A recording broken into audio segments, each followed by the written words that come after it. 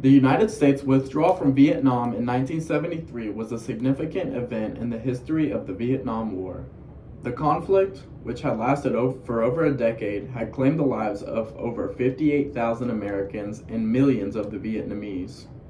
The decision to withdraw American troops from Vietnam was part of a broader effort to end the conflict and bring about a negotiated settlement between the warring parties.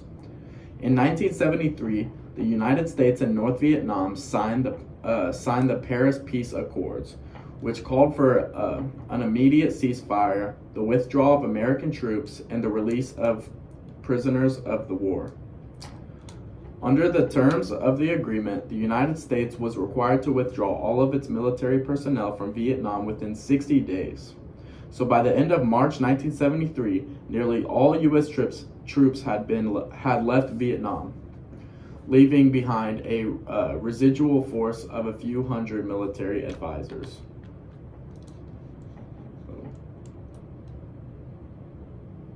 The withdrawal of American troops from Vietnam was met with the mixed reactions in the United States. Many Americans were relieved that the conflict was coming to an end, while others were critical of the U.S. government's handling of the war and the decision to withdraw. For the South Vietnamese government, the withdrawal of American troops was a significant blow. Without U.S. support, the South Vietnamese army was unable to resist the ongoing attacks from the North Vietnamese army and Viet Cong. The conflict continued, and in 1975, North Vietnamese forces launched a massive offensive that quickly overran the South Vietnamese defenses. The fall of the Saigon in April 1975 marked the end of the war and the reunification of Vietnam under the communist rule. In hindsight, the U.S. withdrawal from Vietnam in 1973 is viewed as a defining moment in American history.